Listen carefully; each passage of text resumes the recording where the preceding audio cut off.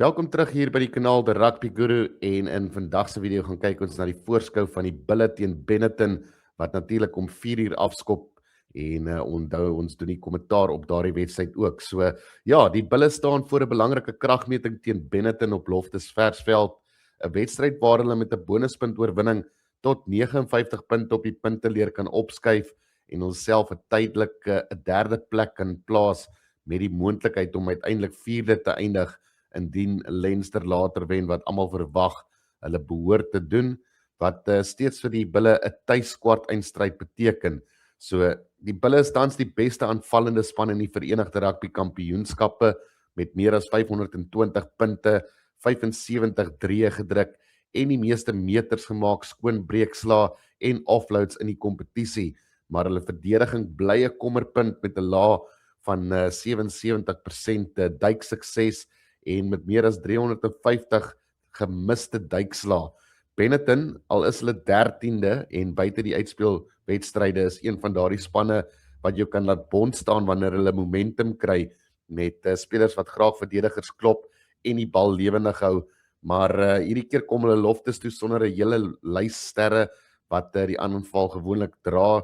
Spelers soos Tommaso Menonchella, Malakai Fekitoa, Jacob Umaga, Sebastian Negri en Michael Lamaro is almal buite aksie en dit neem 'n groot deel van Benetton se kreatiwiteit, fisieke intensiteit en spelbestuur weg.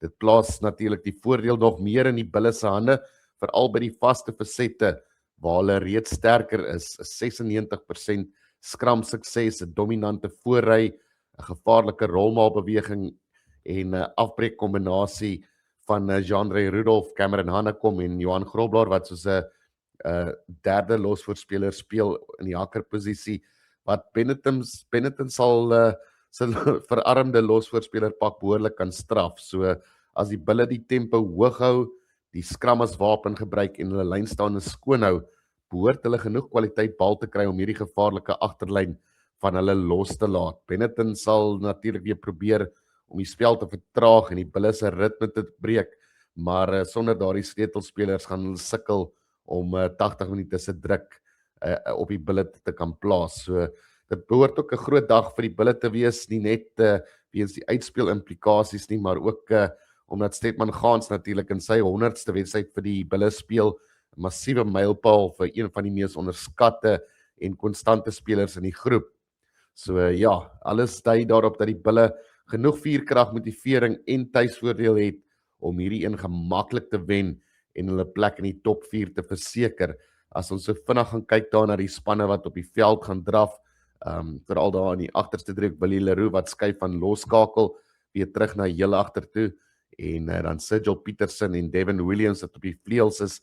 Natuurlik die Bulle wat met verskeie beserings sit op die oomblik met 'n paar sterre wat uit is, so Skit, die Arendse, Cheswell Justus, Sebastian de Klerk, wat almal nie beskikbaar is daar op die vleuel nie. So Devin Williams en Sergio Peterson wat hulle storie gaan moet ken daar.